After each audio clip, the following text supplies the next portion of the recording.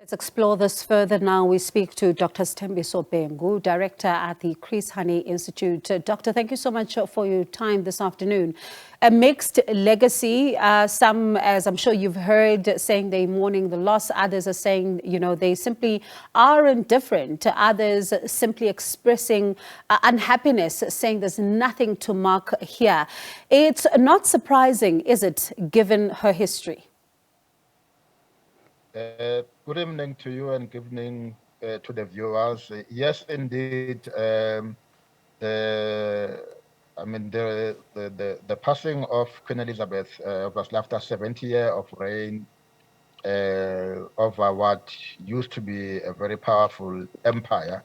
It's always going to evoke mixed reactions, especially in the colonies where the empire used to reign over. And so there will be indeed those that continue to feel aggrieved because of our history of colonialism, imperialism, even apartheid in South Africa. But obviously there will be those who will also mourn her passing, especially those who associate either with the monarch or even with her role as well, particularly over the Commonwealth.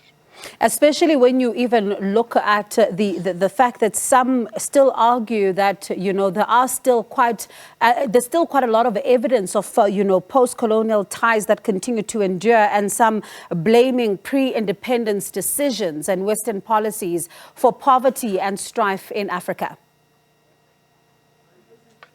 Yes, there is quite a lot. I think, obviously, I think maybe what is important in the analysis, obviously, Queen Elizabeth begins her reign in 1953. 4 years later, the first country in Africa, which is Ghana, gains its independence, followed by Tanzania, and then followed by a whole host of countries that were under the British protectorate.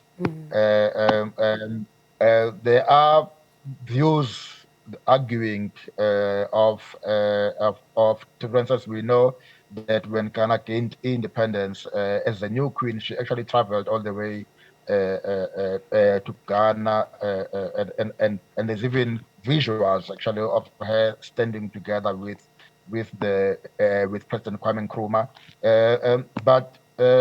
But yes, the history of the British monarch, in particular in South Africa, when you remember Cecil John Rhodes and the history of what we know as modern South African capitalist exploitation, is very much tied to colonialism and the monarch.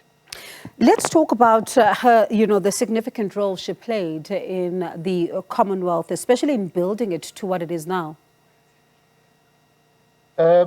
She did indeed. Obviously, it's important to note, by the way, that unlike differences in Swaziland, in Lesotho, where they are actually absolute monarchs, ruling monarchs, and so the British monarch for most of the 20th century has been more of a ceremonial monarch, obviously presiding then, even though she will be the head of state, but essentially Britain has for a very long time been a parliamentary political system, and in which the monarch presides over, but in a more ceremonial level. And when she took her reins, and obviously this is the time also when a lot of African countries are gaining independence, but also then she then quite worked very hard to consolidate